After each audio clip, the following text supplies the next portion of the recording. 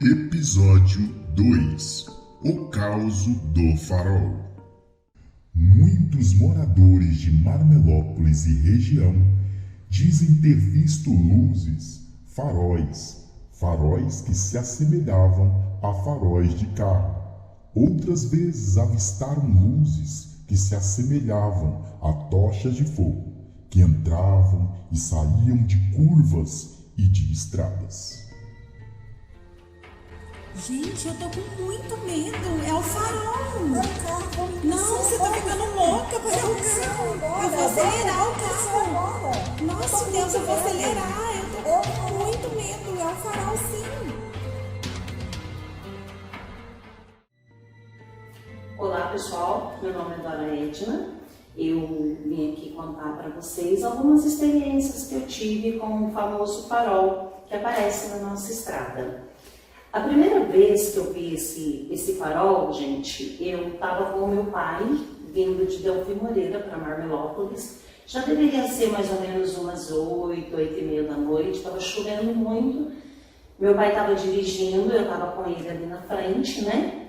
E de repente ele deu de parar o carro e eu observei que estava vindo um farol. Meu pai, inclusive, até abaixou o farol do carro, porque estava com o farol alto no escuro, né? E quando, de repente, ele deu de parar o carro, eu ainda perguntei para ele, né, por que ele tinha diminuído a velocidade. Ele falou: você não viu que está vindo um farol ali? A estrada está lisa, eu tenho que encostar, porque é a preferência dele que está vindo. Aí eu falei: eu vi o farol sim, né? E aí, gente, vocês podem não acreditar, mas não passou carro nenhum por a gente. E quando nós olhamos para trás, na curva de baixo, o farol já tinha desaparecido. Eu deveria ter mais ou menos uns 19, 20 anos quando isso aconteceu.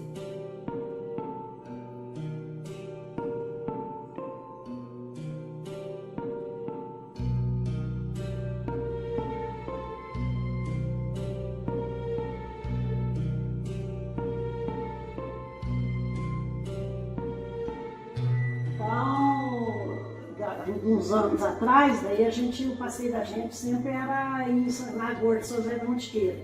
O João Chaves não gostava que falava Gorda. Não, é São José da Mantiqueira. Ele tinha o maior orgulho por São José da Mantiqueira. Então, e a gente ia para lá do rio, vinha uma luzinha acesa. A luzinha acesa para lá do rio, banhando o mato do lado do rio, e a gente vindo junto, rezando, e a gente com aquele medo. Escutava barulho tocando, a mesma coisa de cortando machado no mato fora de hora, à noite que a gente ia na Gorda. Daí chegava ali, aí a gente subia e ia escutando, tocando. E o tio vinha abusando. Passa essa luz, seu João.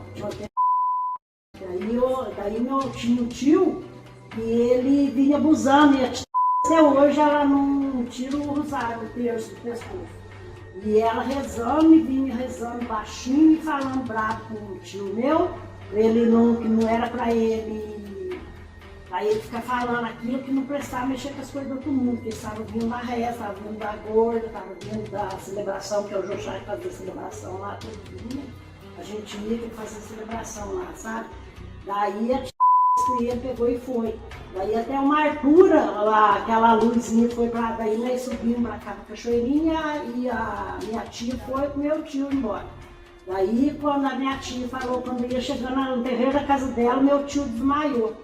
Desmaiou, ela pôs ele para dentro, deu a água para ele, daí ele voltou tudo, e quando foi no outro dia, ele saiu para ir no retiro dos Marins, que passa aqui por perto aqui de casa.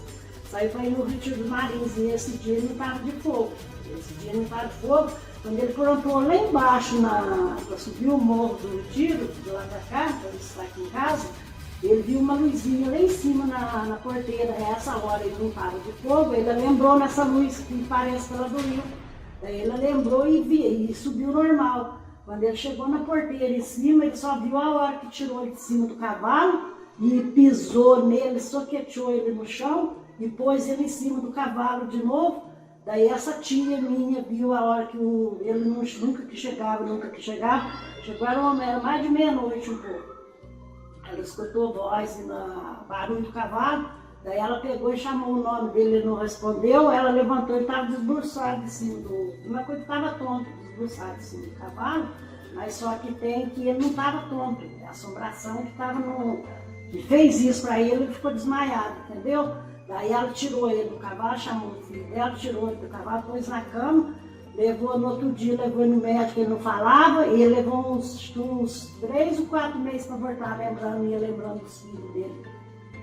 Daí ele ficou nisso, sabe, a história, daí ele ficou nisso, daí demorou para ele poder voltar, depois que ele voltou, que o médico fez o tratamento, que ele foi voltando, lembrando os nomes dos filhos, e daí que ele conseguiu voltar, daí que ele contou a história do arco. Nossa, tá vindo um carro lá na frente, ô amiga? Nossa, tá vindo um carro mesmo? Vou baixar o farol aqui já por causa da curva, né?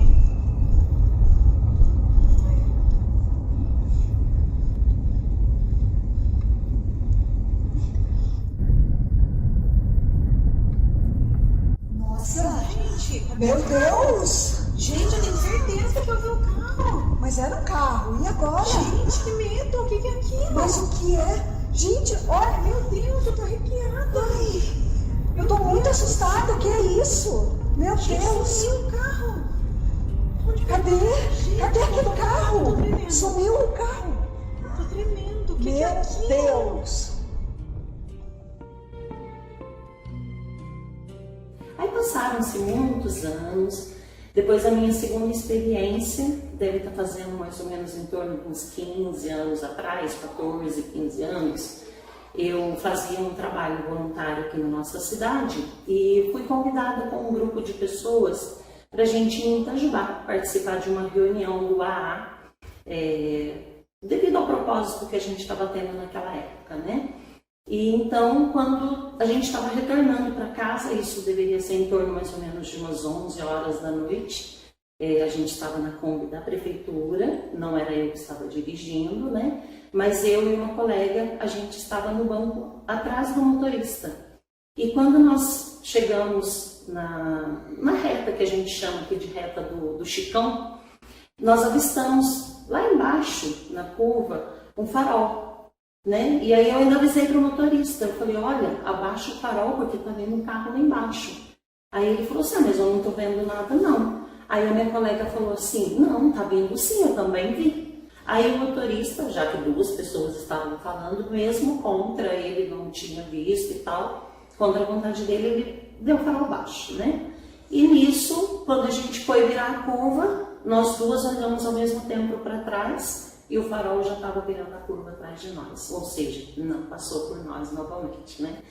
Aí depois, quando eu tirei a minha habilitação, eu dirigindo nas estradas aqui à noite, por várias vezes eu já vi. E uma vez, inclusive, foi muito estranho, e bem lá no alto do Cubatão, eu avistei o farol de novo, mas ao mesmo tempo tinha um cara em pé, na beira da estrada. E eu ainda pensei, nossa, debaixo dessa neblina, o cara lá parado, né, coitado, deve querer ter uma carona para ir para a cidade, né?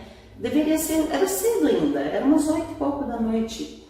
Aí eu vim, dando de parar o carro para poder oferecer carona para aquele senhor, e além do farol não ter aparecido, já ter sumido atrás de mim novamente, como das vezes anteriores, o senhor também desapareceu. Ele não tinha como ter saído, ter pulado cerca ou ter passado por mim, eu não ter visto. Foi muito estranho. E uma outra vez, também aconteceu, mas aí já foi aqui no Alto do Sapé, bem próximo aqui já da entrada da cidade, onde hoje tem a Gruta da Nossa Senhora. Ali também eu já vi esse farol. Ele aparece e desaparece, gente. Acredite se quiser, mas isso acontece aqui em Marmelópolis.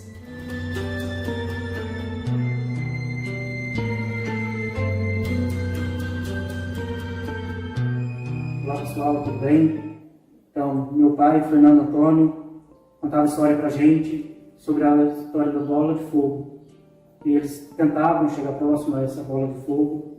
Geralmente ocorreu na nossa fazenda, e eles tentavam chegar perto dessa bola de fogo, mas nunca conseguiram se aproximar dela e ela se distanciava. Então, além do meu pai, meu avô, meus tios sempre contavam esses tipos de história pra gente, o que acontecia com eles, mas nunca foi desvendado, né, esse tipo de história verdadeiramente. Sim, eles tentavam se aproximar, mas nunca conseguiram. Elas se distanciavam deles, desciam pelo sentido do pasto, corriam, parece que estavam correndo deles, não deixavam eles chegar perto. Então, muita gente conhece sobre o farol, mas eu acho que não tem nada a ver a semelhança entre o farol e a bola de fogo. Eu acho que são coisas diferentes por causa de lugares diferentes. E geralmente conhece a história do farol, que é no alto da serra. E essa bola de fogo é sentido ao terreno do meu pai. Então, para quem não conhece, essa rodovia é sentido Marmelópolis, Adolfo Moreira. Gente, eu falei sobre o alto da serra, rodovia MG 350, sentido Marmelópolis, Adolfo Moreira. E é lá que costuma acontecer o caso do farol. Gente, eu tô com muito medo. É o farol. Não, você tá ficando louca. Pera o carro. Eu vou acelerar o carro. Nossa, Deus, eu vou acelerar. Eu tô com muito medo. É o farol, sim.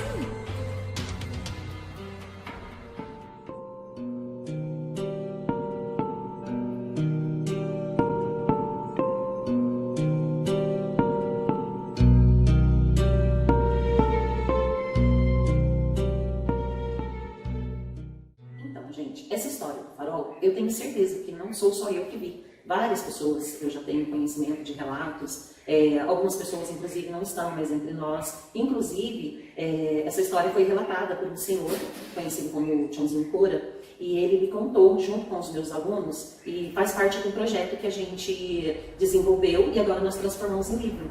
E nesse livro tem, além dessa história, muitas outras histórias que vocês vão se apaixonar por elas. E esse livro também vai ser divulgado na nossa festa do Marmelo este ano.